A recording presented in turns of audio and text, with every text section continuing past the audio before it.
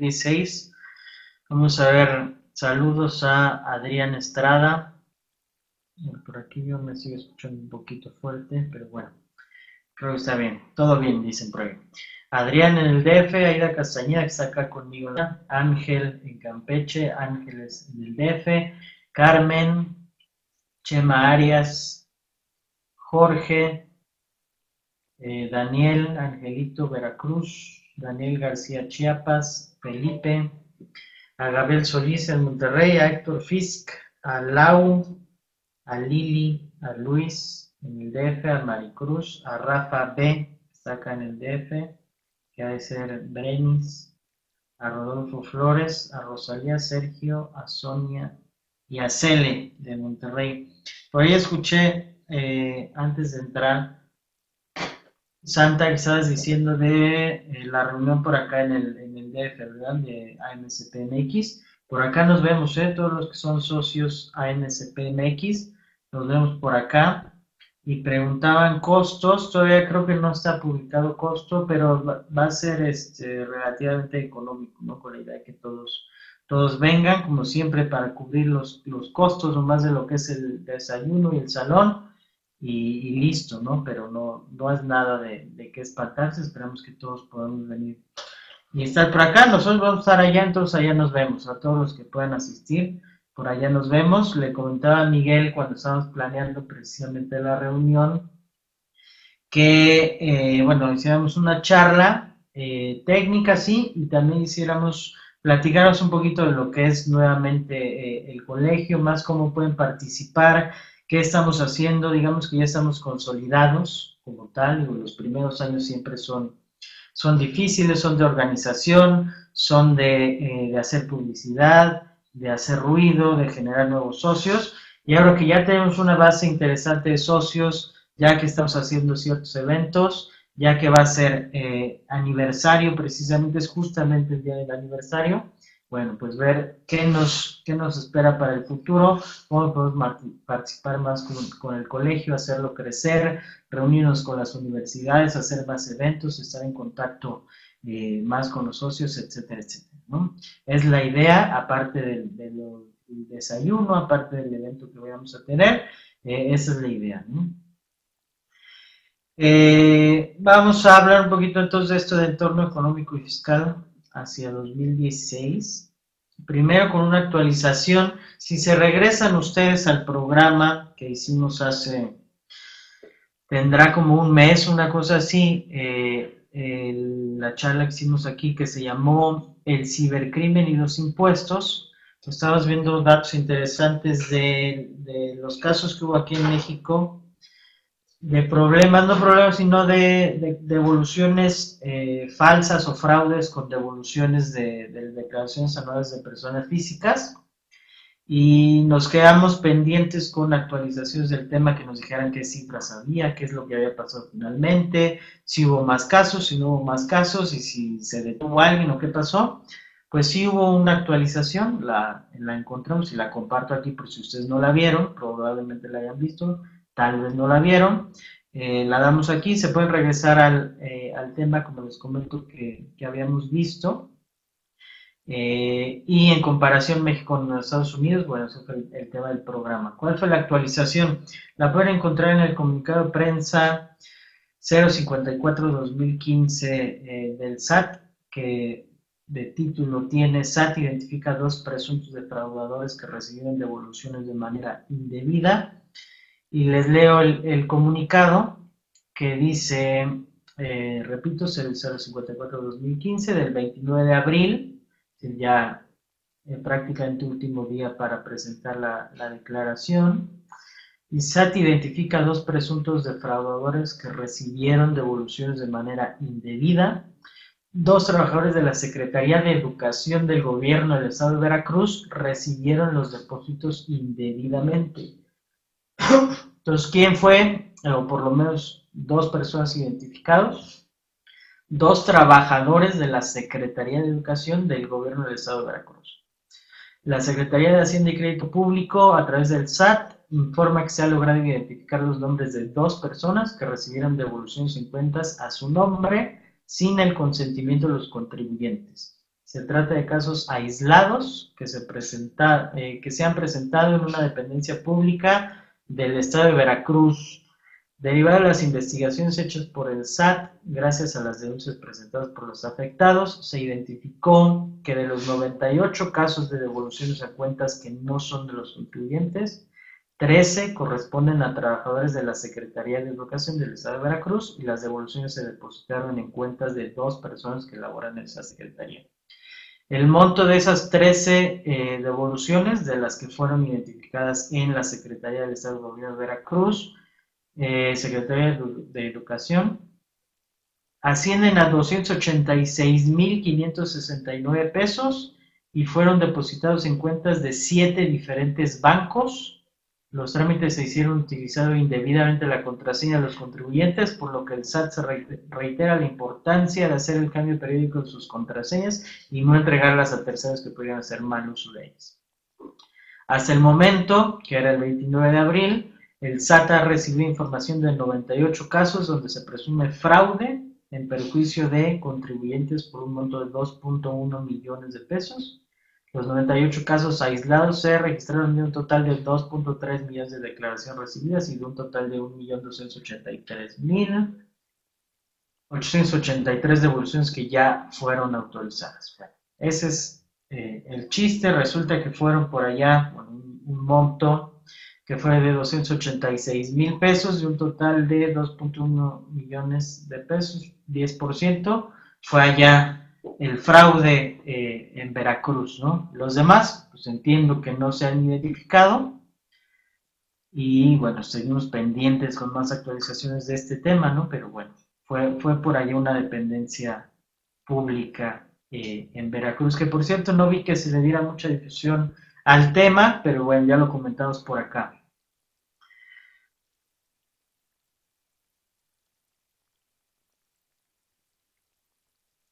Vamos al entorno. Aquí se quedó una viñeta que no debería estar ahí, ley reglamentaria, se quedó de otra presentación, la borré, pero no sé por qué sigue saliendo. Pero bueno, ¿por qué me interesó el tema? Hace 2 semanas salió una entrevista, o hubo una entrevista en este programa del Canal 2, que es Alebrijes Águila o Sol, donde se tocan temas económicos financieros. Y hubo una entrevista al secretario de Hacienda, donde pues habla un poquito del entorno económico y habla un poquito de temas de impuestos, de contabilidad electrónica y de algunas otras cosas. Entonces quiero que veamos este tema, esa entrevista, y podamos comentar algunos puntos, ¿no? Porque lo que queremos averiguar es si habrá por ahí algún cambio fiscal importante a raíz de la situación económica del país y si podemos encontrar algo entre líneas de lo que está diciendo Luis Videgaray aquí en esta entrevista. Entonces la idea es que lo veamos y podamos hacer comentarios al respecto y que ustedes saber qué opinan también de lo que dice. Algunas cifras que maneja interesantes que podrían parecer que no lo vemos tangible o pareciera que no es real, pero bueno, no vamos a ponernos a discutir cifras con él, pero podemos opinar del tema. Por ejemplo, sabemos que hay un acuerdo de certidumbre tributaria que dice que no se van a aumentar impuestos, que no va a haber modificaciones grandes a las leyes tributarias, excepto que haya un evento macroeconómico espectacular o una frase por el estilo manejo, ¿no? Pero como es el petróleo, como es el tipo de cambio, como están algunas otras situaciones, no sabemos si piensen que lo amerita o no, y podría ser que sí viniera una reforma fiscal para el próximo año. Ya veremos, no lo podemos saber, pero en base a estos comentarios vamos a ver si podemos encontrar algo interesante por ahí. Entonces decía el acuerdo, veremos si se respeta en todo caso o no, o si se considera que por el precio del petróleo, por la situación macroeconómica, pues sí habría que hacer alguna reforma fiscal. Precio del petróleo, sí, tipo de cambio, sí, y el crecimiento económico, ¿no? Que si bien hay crecimiento, algo, no lo que quisiéramos, no lo que necesitamos, pero algo hay de crecimiento, pero se han tenido que bajar constantemente trimestre tras trimestre las estimaciones de crecimiento económico para México. Entonces vamos a ver la entrevista. Por acá lo que voy a hacer es compartir el escritorio. La voy a abrir por acá y compartir el escritorio. Si me dan un segundito para poderla revisar.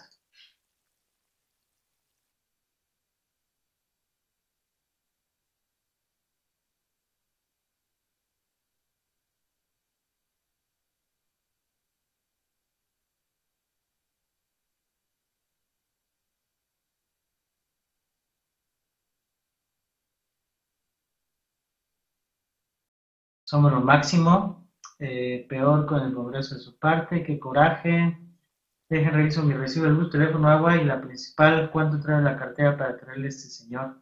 Así es. No sé, no puede decir, supongo, o más bien no le conviene decir que pues, no estamos creciendo como estamos, pero bueno, lo interesante siempre es que hacen un pronóstico, 3%, 4%, lo que sea, pues no salen los números no salen y pues bueno, pasa el trimestre, salen con los datos reales y bueno, pues ya no vamos a crecer al 3, pero sí al 2, entonces seguimos creciendo, pues todo bien. Y al otro trimestre, pues ya no vuelven a salir las cuentas y entonces ya no vamos a crecer al 2, vamos a crecer al 1.57%. Y pues, bueno, pero seguimos creciendo, ¿no? Entonces todo está bien. Y bueno, finalmente no salen. Llevamos creo que 3 años consecutivos, una cosa así, que sería todo el sexenio, que bajamos y bajamos y bajamos y bajamos las estimaciones de crecimiento y resulta que nunca, nunca, nunca llegamos a lo que necesitamos, ¿no? Nunca va a aceptar que la economía no está creciendo, debe dejar buena imagen al gobierno, así es, por ahí tenía pío para la camarita, sí. Y la otra, por ejemplo, compararse con, dice que Chile, Perú o Brasil, una cosa así de Perú, no sé, pero Chile la verdad es que tuvo una época muy buena hace algunos años donde creció a tasas excelentes, a tasas muy buenas, lo mismo Brasil creció mucho, podemos estar de acuerdo en la política económica o no, y que Brasil pues creció mucho y ahorita ya va para abajo, lo que seamos, pero bueno, hubo un tiempo donde crecieron mucho Chile o Brasil, y después, bueno, pues viene un bajón, pero nosotros no, y no, y no, y no, y poquito, poquito, poquito, poquito, o nada. Y entonces, bueno, esas comparaciones hechas nada más así, ¿no? Comentan analistas, dice Sergio, que anunciarán una devaluación próximamente. Pues ahorita la realidad es que el dólar está en máximos históricos, ¿no? Nunca había estado más caro el dólar que como lo tenemos ahora. Puede que siga subiendo, puede que no. Las políticas, bueno, ahorita comenta el tipo de cambio, ¿no? Seguimos con la entrevista para no adelantarnos de eso, ¿no? Está empezando con el tema económico y hacia el final de la entrevista habla directamente de impuestos, de contabilidad electrónica y de algunos otros temas, ¿no? Entonces seguimos viendo la entrevista. Del crecimiento que, bueno, ya nos comentabas. Otro tema que tenemos ahí pendiente, Luis, y que salía la cifra de la OCDE y era pues, dramática la cifra de productividad per cápita por persona. Somos los más bajos dentro de la OCDE. Sé que tú nos has comentado que el tema de las reformas estructurales es para aumentar la productividad, pero sí preocupa esta baja productividad, sobre todo porque ya vemos dos o tres economías distintas en México. La aeroespacial por un lado, la automotriz por un lado, con alto valor agregado, y otras que están muy por abajo. ¿Qué se puede hacer? Empecemos mejor es el tema de la productividad, porque no hablamos lo suficiente sobre el tema de la productividad. De hecho, si tuviéramos que escoger una variable que es la más importante en la economía mexicana, la que determina cuánto gana la gente por su trabajo, cuántos empleos se crean, cómo crece en el largo y mediano plazo la economía, es la productividad. Y llevamos 3 décadas con productividad que en lugar de crecer cada año, ha disminuido. En 2014 la productividad laboral creció, pero sin duda la tendencia de los últimos 30 años no es una tendencia positiva. Entonces, la política económica tiene, más allá de ver los temas de coyuntura, que son siempre importantes, tenemos que poner el énfasis en cómo hacer crecer la productividad. Las reformas estructurales que ha impulsado el presidente Enrique Peña Nieto con el apoyo del Congreso de la Unión tienen como común denominador la productividad, es decir, bajar los costos de la energía, bajar los costos y mejorar la calidad de las telecomunicaciones, que exista más financiamiento y más barato, que el capital humano sea de mayor calidad a través de la reforma educativa, una reforma laboral que genera flexibilidad en el mercado que permite mayor productividad. Es decir, cada una de las reformas tiene como objetivo impulsar la productividad, pero esto claramente es una parte de la ecuación.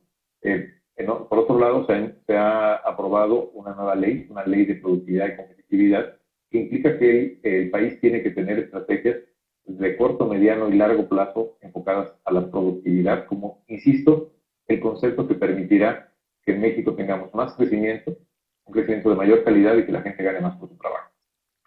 Luis, a mí me gustaría que ahondaras más sobre el tema del crecimiento. En la última década, y estamos cumpliendo aquí 10 años, el crecimiento promedio ha sido de un 8 al año. No hemos logrado superarlo, somos muy estables, que bueno, hay una gran disciplina. Ya tenemos las reformas estructurales que tanto hemos luchado, bueno, ustedes como gobierno, nosotros aquí en programa, porque se aprueben estos 10 años, y no crecemos lo suficiente. A mí me gustaría que le expliques a la gente, porque pareciera que no sirve de nada haber creado una reforma energética, que no sirve de nada mantenerse estable. Me gustaría que le dijeras a la gente qué nos está pasando en esta coyuntura, por qué por tercer año consecutivo se ha tenido que ajustar a la baja la expectativa económica, cosa que no es fácil, y menos para un optimista evidente como tú. Cuéntale al público qué es lo que está pasando que obligó a la Secretaría de Hacienda a ajustar esta expectativa. Creo que lo primero que tenemos que hacer, Mari Carmen, es poner en contexto, poner en perspectiva la cifra de crecimiento económico. Estamos viviendo un momento externo muy complejo, un momento donde están cayendo los precios de las materias primas, incluyendo el precio del petróleo, lo cual para México representa un reto real. Hay una gran volatilidad financiera. Se espera que en los próximos meses, nadie sabe exactamente cuándo, pero los próximos meses subirán las tasas de interés en Estados Unidos y eso representa que los flujos de capital que venían a los países emergentes pues tengan ahora destinos distintos. Es decir, habrá menos disponibilidad de capital para los países emergentes, como es el caso de México. Y además un entorno de muy lento crecimiento. Y lo que es notable, Mari Carmen, es que en este entorno México está creciendo. Y en parte tiene que ver con que en México nos hemos atrevido a hacer algunos cambios muy importantes. Decíamos hace un momento, uno de los motores del crecimiento es precisamente el consumo interno. ¿Por qué está creciendo el consumo? Está creciendo primero porque está bajando la inflación. ¿Por qué está bajando la inflación? Además de que tenemos un extraordinario Banco Central. Está bajando porque está bajando el precio de la luz, porque ya no está subiendo el precio de la gasolina y porque las tarifas de telefonía han tenido una disminución muy importante. Y es algo que le pega de manera positiva al bolsillo de los mexicanos. Y por otro lado estamos viendo que hay mayor empleo y mayor empleo formal, que también es resultado de las reformas, por ejemplo, la reforma laboral, que está permitiendo que haya una mayor formalización del empleo. De hecho, el empleo está creciendo casi al doble de lo que está creciendo la economía. El empleo está creciendo 4.5, la economía está creciendo 2.5. Esto quiere decir que estamos avanzando no solamente en la creación de empleo, sino mejores empleos, empleos formales. Esta combinación de mejores empleos, menor inflación, claramente se está viendo ya en el bolsillo de los mexicanos, de las familias mexicanas que tenemos y observamos en las cifras de consumo, por ejemplo, en las cifras que nos da el INEGI en cuanto a ventas internas, o las que nos da la ANTAD, es decir, la Asociación Nacional de Tiendas de Autoservicios Departamentales, que están teniendo claramente un buen inicio del año, con crecimientos muy superiores a los que tuvieron en los últimos 2 años. O, por ejemplo, el mercado automotriz, el mercado doméstico automotriz. Ya no solamente, cuando hablamos de la automotriz, estamos acostumbrados a hablar de las exportaciones, que siempre son extraordinarias. Pero aquí, lo que estamos viendo en estos primeros 4 meses del año es un incremento sostenido de las ventas domésticas, con una tasa de crecimiento del 20%. Esto quiere decir que el mercado doméstico se está reactivando y en parte es porque están teniendo efectos las reformas. ¿Qué nos toca ahora? Seguir implementando las reformas y algo fundamental, cuidar la estabilidad macroeconómica. Si algo hemos aprendido, no solamente en estos 10 años, en los últimos 20 años, es que sin estabilidad, sin baja inflación, bajas tasas de interés, no podemos crecer y mucho menos crecer el nivel de vida de los mexicanos. Entonces, las prioridades hoy del gobierno son, en materia de política económica, son claramente esas dos: la estabilidad y, por supuesto, la implementación exhaustiva y a tiempo de la reforma. Luis, ¿de qué manera se podría explicar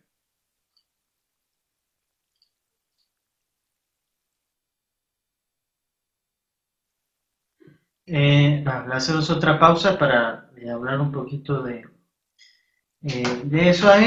Esta parte que acabamos de ver se me hace la de los pretextos, ¿no? Pongo otra vez la cámara. La culpa nunca es nuestra. Si no crecemos es que porque el entorno económico es adverso. Dice que hay mucha volatilidad en los mercados financieros. Y eso lo he escuchado mucho últimamente, ¿no? Eso de que hay mucha volatilidad en los mercados financieros, a mí eso se me hace directamente una falsedad tremenda. Más bien creo que no saben qué es la volatilidad de los mercados financieros. El índice de volatilidad del Standard & Poor's 500, por ejemplo, está en mínimos. Los índices financieros, porque está hablando de mercados financieros, están cerca de máximos históricos. El S&P, el Nasdaq, en Europa están arriba, en Japón después de 20 años están también en puntos muy altos. No sé de cuál volatilidad hablo. Lo que sí hay volatilidad a lo mejor es en el tipo de cambio, hablando del euro, hablando del peso, ahí sí hay algo de volatilidad, pero en general volatilidad en los mercados financieros en máximos históricos, pues eso no existe. Tasas de interés, dice que está bajando la inflación, ¿ok? Por cierto, en Europa ya se están preocupando, ya no se preocupan por la inflación, se están preocupando más bien por la deflación. Entonces ojalá no vayamos nosotros también por allá, ¿no? Mientras baja la inflación y nos vayamos al otro extremo de la inflación, que es la deflación. Vamos a ver algunos comentarios. La entrevista que le hicieron a Videgaray, ¿de qué fecha es? Tiene 2 semanas esa, es del día, te lo pongo aquí el exacto, es del día 26 de mayo. Entonces es fresca, ¿no? Son los números actualizados. Habría que analizar el contexto en el que habla el secretario. No concuerdo lo que dice con lo que viven a diario las familias mexicanas de clase media y baja, ¿no? Si finalmente el indicador más real, por decirlo de alguna manera, pues va a ser siempre ese, ¿no? Si lo vemos realmente todos, si realmente está llegando esa baja inflación a las familias, las tasas de interés, los préstamos, los créditos, realmente si están llegando a nosotros, esa es la medida real. Las familias sufren, la economía mundial sí es un factor para afectar nuestra economía, pero la realidad nacional es otra. Ok, siempre echando la culpa a los demás, ¿no? Pero cuando la economía está bien mundialmente y nosotros tampoco crecemos, pues ¿a quién le echamos la culpa? Seguimos entonces con la entrevista, a ver qué más dice. En México, aunque no está teniendo una tasa de crecimiento alta y sostenida como hemos deseado durante muchos años, sí está teniendo una tasa de crecimiento positiva, incluso mayor que la tasa de crecimiento que se registra en otras economías de Latinoamérica o de la región en sí misma. Pero ¿cómo se explica que en una economía que crece tan poco hay tal dinamismo como el que se está registrando en el crecimiento del empleo, que está observando una tasa de crecimiento del 4%, y que esto de alguna manera se tendría que estar reflejando también de manera implícita en el crecimiento económico? Hay que destacar que una parte que explica el bajo crecimiento en los últimos 10 años y también en los últimos meses es la industria petrolera.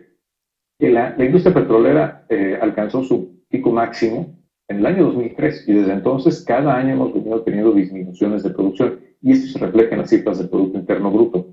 De hecho, si la producción de petróleo en el primer trimestre del año hubiera sido lo que se esperaba, 2.4 millones de barriles, en lugar de los 2.28 que se observaron en el primer trimestre, tendríamos un crecimiento cerca de 0.5 adicional. Es decir, tendríamos medio punto más de crecimiento del Producto Interno Bruto. ¿Qué quiero decir, Marco? Que hay sectores de la economía que claramente están teniendo un desempeño muy sólido. Ahí están las manufacturas de exportación, la construcción, el turismo, que son además sectores empleadores muy grandes. Recientemente el sector textil, por ejemplo, está creciendo, el sector del calzado está creciendo también, pero tenemos otros sectores en la economía, particularmente lo que tiene que ver con la minería petrolera, es decir, la extracción de petróleo crudo, que lleva años contrayéndose y esta no ha sido la excepción. Y creo que ahí lo que se pone de manifiesto es lo oportuno e importante de la reforma energética, que si bien no tendrá un impacto todavía visible en las cifras de producción de este año, en los años venideros sin duda revertirá de manera muy importante la tendencia. Es verdad, es el tema del crecimiento, Luis, un tema que aquí lo vemos prácticamente cada semana por distintos sectores, es el de la reforma fiscal. Obviamente a nadie le gusta pagar impuestos, ¿no? Es una obligación que tenemos como ciudadanos, como empresas, pero ¿cómo sientes la reforma fiscal ya vista a distancia? Cosas que funcionaron, quizá ampliar un poco la base gravable, creo que eso es algo que sí funcionó. Otras que quizá no se dieron tal cual como el IEPS a refrescos y esto, quizá no se destinó a donde debía destinarse. En fin, cuéntanos un poco esta reforma fiscal, ¿cómo la ves ya con distancia? Sí. Le pongo pausa para preguntarles qué creen que va a contestar. ¿La reforma fiscal sirvió o no sirvió? Primero, en la opinión de ustedes. ¿La reforma fiscal afectó la economía o, al contrario, cumplió sus objetivos y está haciendo crecer a México, por decirlo de esa manera? ¿Qué opinan ustedes? Rafa dice, México vende más que los países árabes, ¿por qué no estamos igual que ellos? El petróleo. Esa es una buena pregunta que se hace normalmente, ¿no? Como los árabes pues, tienen los super edificios, ¿no? Las super ciudades y todo, y nosotros no. Pero bueno, esa es otra cosa. Pero sí es interesante. Bueno, entonces vamos a ver qué responde Luis, y esto con los datos sobre lo que ustedes sepan y hayan visto, pues veremos si es bueno o si es verdadero o no. Duda, Pepe, hablar de los impuestos nunca es fácil, nunca es popular, por eso se llaman impuestos. Pero hay que destacar que de los objetivos que tenía la reforma, muchos de ellos ya se han cumplido. Por ejemplo, despetrolizar las finanzas públicas. Apenas en 2012, el 40% de los ingresos del gobierno eran ingresos petroleros. En este primer trimestre de 2015, solamente 16% de los ingresos son petroleros. Es decir, hemos visto una muy acelerada despetrolización de las finanzas públicas y además ocurriendo en un momento en que la economía está creciendo, está bajando el desempleo, está aumentando el empleo formal, es decir, la economía está claramente avanzando y estamos pudiendo reducir la dependencia de los ingresos petroleros. Segundo. Primera dice entonces que está cumpliendo sus objetivos la reforma fiscal, es decir, hace una evaluación positiva de la reforma fiscal. Yo he visto que muchos empresarios se han pronunciado así, que al contrario, que la reforma fiscal ha parado muchísimo varios negocios, ¿no? Pero el secretario de Hacienda dice lo contrario, que fue una buena reforma fiscal y ya se están cumpliendo varios de los objetivos. ¿Qué opinan por ahí ustedes? Luis, Sergio, Rafa, Aida, Daniel, ¿cómo lo ven ustedes? Interesante lo que dice, a mí me parece un poquito contradicción o hablar con ventaja, ¿no? Dice que se han despetrolizado las finanzas públicas, que dependíamos mucho del petróleo, y ahora ya nada más representa el 16%, pero al mismo tiempo se está diciendo que es que bajó mucho el precio del petróleo, y entonces pues nos está afectando porque nuestros mayores ingresos son los petroleros. Entonces, se despetrolizó, entre comillas, la economía porque subieron los demás ingresos o porque se cayó a la mitad del precio del petróleo. No sé si eso que maneje ponderado así o no, pero bueno, habría que analizarlo de esa manera, ¿no? Se despetrolizó porque la reforma fiscal fue una maravilla, o se despetrolizó, entre comillas, porque pues iban a ingresar 100 pesos, pues ya nada más 50 porque el petróleo vale la mitad. No lo sé, no lo menciona así, pero bueno, eso es lo que dice. ¿Qué va a pasar si ya no vendemos petróleo? En teoría, pues se está intentando cambiar cambiar el esquema y no depender del petróleo. Daniel dice que es recaudatoria, esperaba que presentara una reforma diferente que de alguna manera incentivara el pago de impuestos en las empresas. Ok, gracias. Gracias, Daniel. Vamos a seguir viendo qué dijo. A contar a Barnicky decir que son mentiras, pues no hay obra pública y se refleja en los bolsillos y la inflación, y la realidad es que los impuestos no alcanzarán para cubrir los gastos. Uno de los objetivos de la reforma era combatir la informalidad, y lo estamos logrando. Por primera vez en 15 años las tasas de informalidad han disminuido en estos últimos 2 años. Se ha ampliado la base de contribuyentes de una manera muy importante, que nos decía que siempre se le cobra a los mismos. Bueno, del inicio de la administración, es decir, el cierre de 2012 al cierre del primer trimestre de este año, se han incrementado 9.3 millones de contribuyentes, es decir, 25% más de contribuyentes en un periodo de apenas 2 años. Es decir, le paro ahí, porque esa cifra sí es muy interesante, me parecería muy importante. Dice que que aumentaron 9.3 millones de contribuyentes de 2012, que entró Peña Nieto, a 2015, y por lo tanto hay 25% más contribuyentes de los que había en 2012. Esa cifra está buena, ¿no? 25% más contribuyentes en lo que va del sexenio. Es lo que dice Luis Videgaray. Habría que ver, y a mí me parece interesante, muy interesante la cifra, 25% de crecimiento en la base gravable, pues es grande, y habría que ver qué representa eso, ¿no? ¿Qué son empresas, son personas físicas? ¿Quiénes son esos 9.3 millones de contribuyentes? Pero pues eso sí sería bueno, ¿no? Creo que sería muy bueno, sería muy interesante. Así que combate a la informalidad, pues bajó la tasa de informalidad, y bueno, esta es la cifra que me parece más interesante, que aumentaron el 25% de contribuyentes y escribieron 9.3 millones de nuevos contribuyentes. No lo sé, Rafa, intenté por ahí investigar sobre todo lo de 2015, pero creo que todavía no está el reporte del SAT del primer trimestre de 2015 de nuevos contribuyentes, pero te digo una cifra de 2014, en el informe tributario y de gestión del SAT de enero a diciembre de 2014, que estamos viendo acá, dice que al mes de diciembre de 2014 el padrón de contribuyentes estuvo conformado por 46.3 millones de contribuyentes, lo que significó un aumento de 4.6 millones de contribuyentes, que es el 11.1% de aumento, respecto al mismo periodo de 2013, lo cual se debió a la incorporación son 92,000, esto es 2014, enero a diciembre. Fueron 92,423 personas morales, 1.4 millones de personas físicas y 3.2 millones de asalariados, es decir, la mayoría fueron asalariados, después personas físicas, actividades varias y 92,000 personas morales, ¿no? Ese fue el aumento que hubo en 2014 de enero a diciembre. Vamos a ver los comentarios. Lograr buenos resultados no es nada fácil. Lo sabemos, pero los mexicanos ya tienen un siglo esperando no seguir en la pobreza. Desafortunadamente los datos que publica una autoridad son unilateral y casi nunca coinciden con la realidad que vive un ciudadano.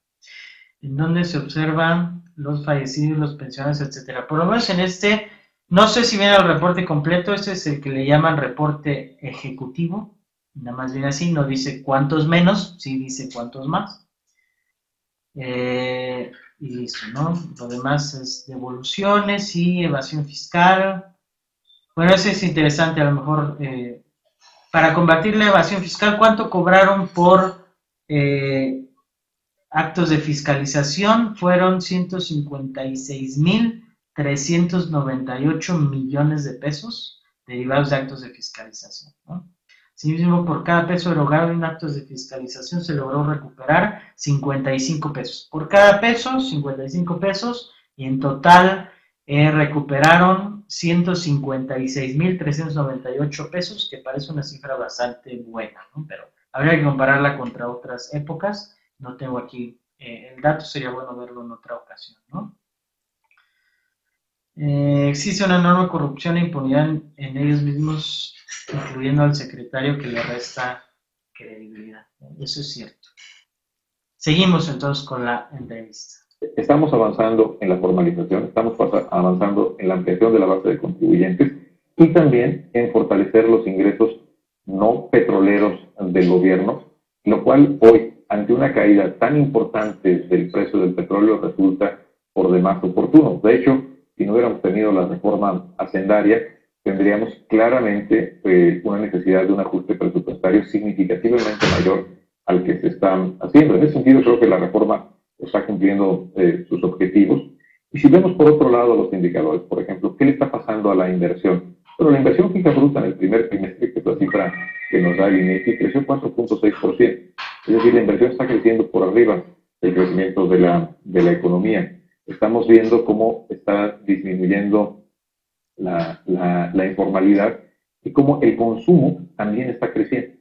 Entonces, se decía que la reforma tendría un efecto permanente negativo sobre el consumo. Es cierto, lo observamos en los primeros meses del año pasado, pero hoy claramente ese episodio se ha superado y vemos un crecimiento alentador del consumo. Y por último, déjame destacar algo, Pepe, que a veces aquí en la Ciudad de México se nos olvida hablar de ello, la frontera. El impacto de la homologación del IVA en la frontera ha sido, no ha tenido los efectos tan negativos que algunos plantean. Por ejemplo, el empleo está creciendo más en la frontera que en el resto del país.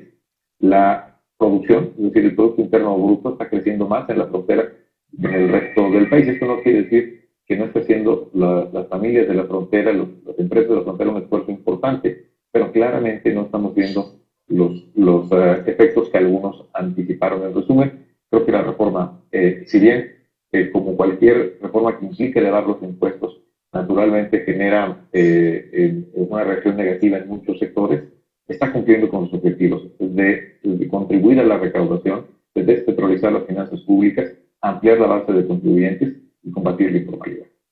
Ahí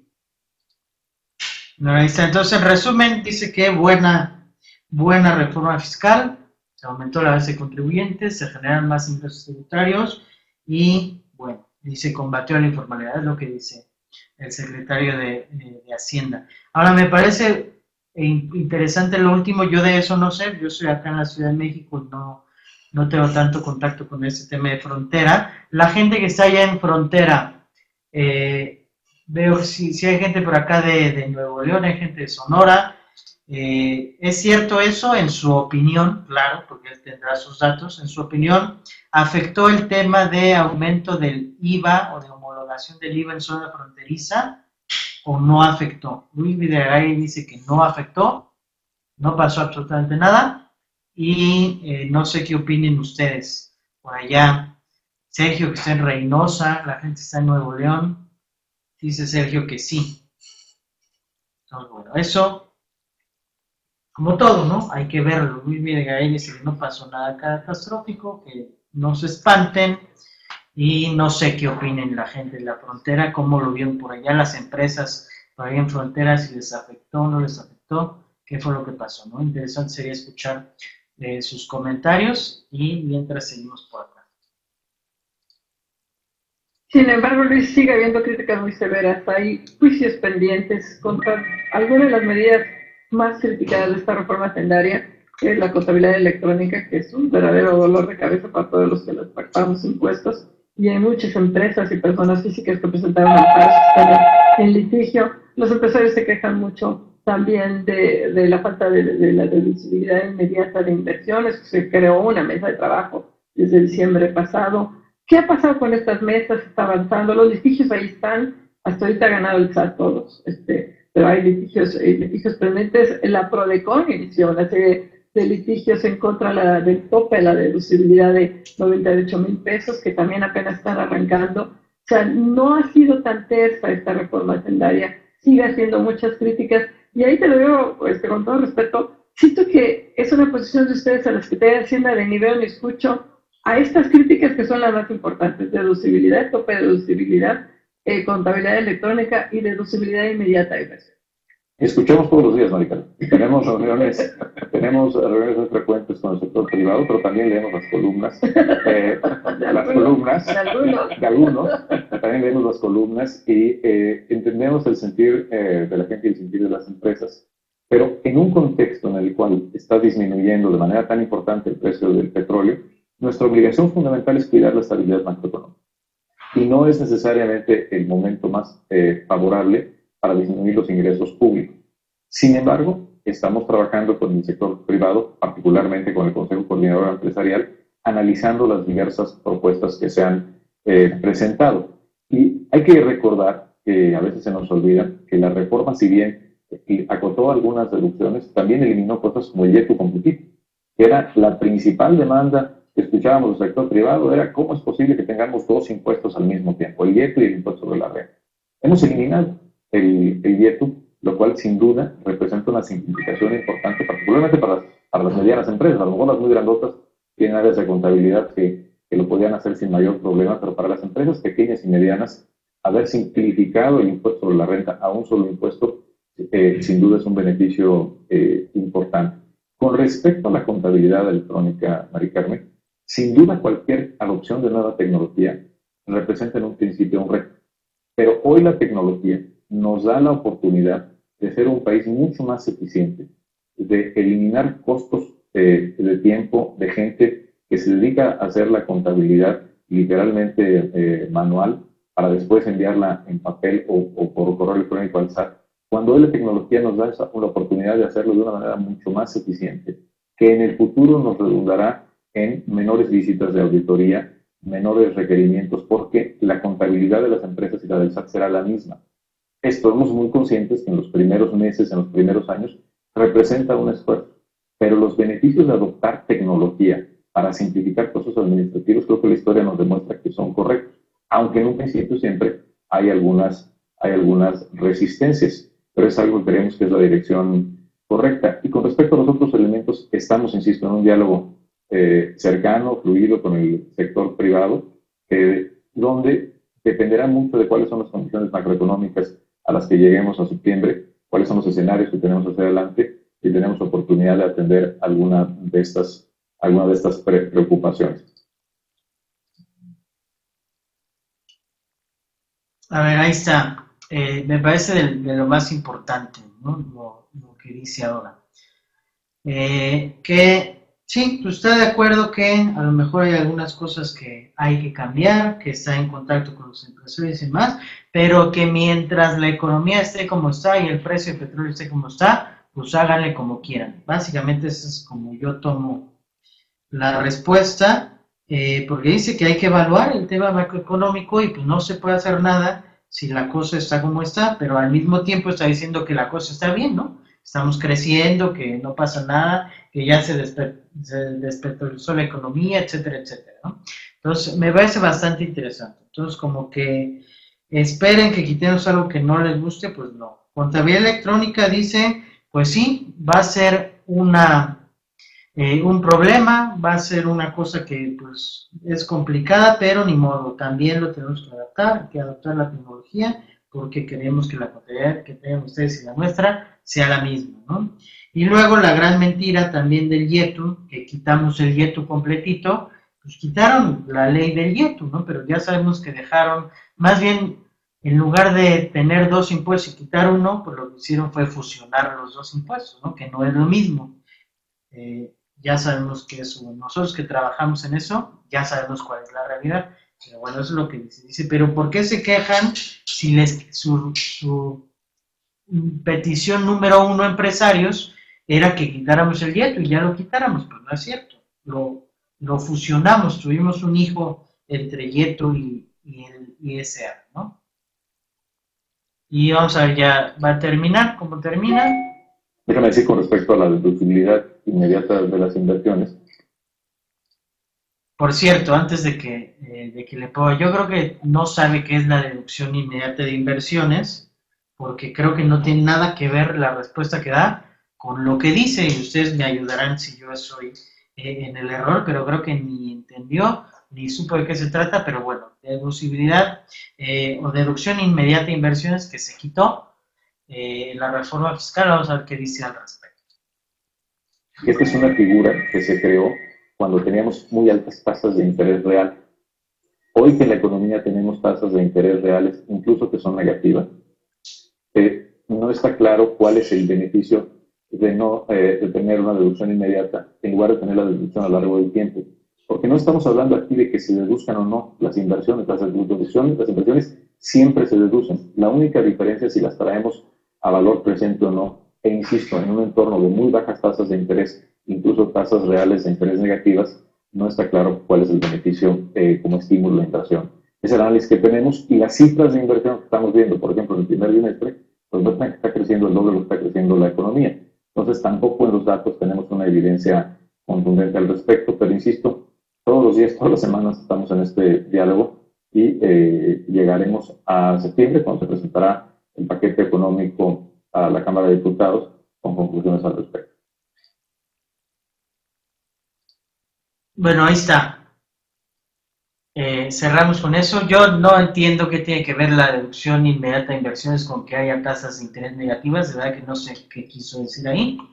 Pero bueno, ¿no? Esa es la respuesta que dio al respecto. Creo que más bien se confundió en la pregunta.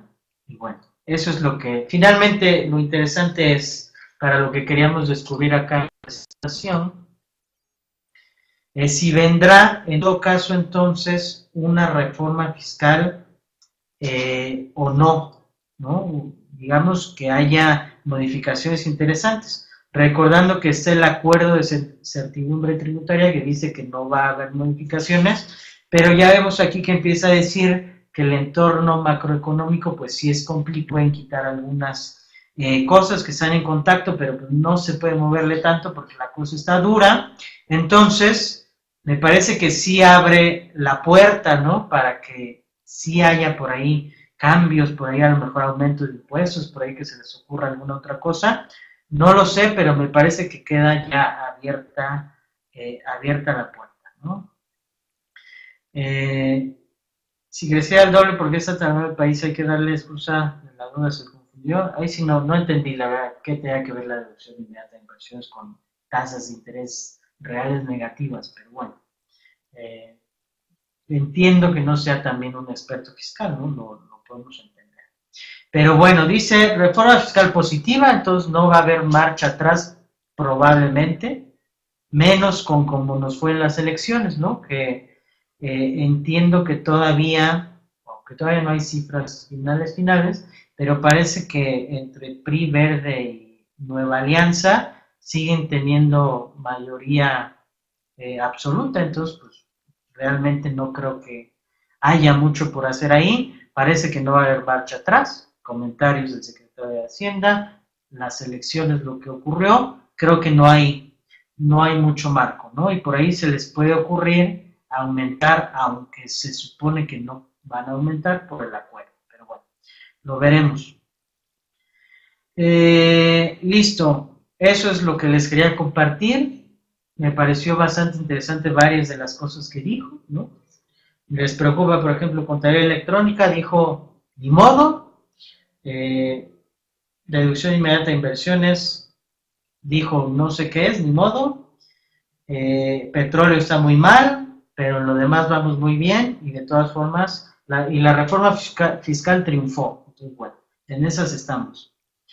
Los dejo por el día de hoy y espero podernos ver la próxima semana. No sé si ahorita hay charla, pero bueno.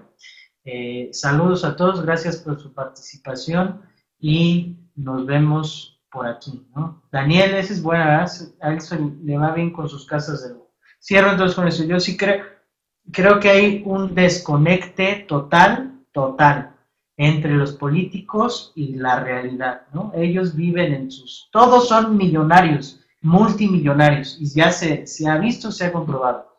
Videgaray, Peña Nieto, los gobernadores de todos los estados, todo mundo son multimillonarios, no tienen ni idea de lo que es la realidad. Creo que ahí están desconectados totalmente y por eso con declaraciones como las que hemos escuchado. Pero bueno, ahora sí los dejo hasta la próxima semana y por acá nos vemos.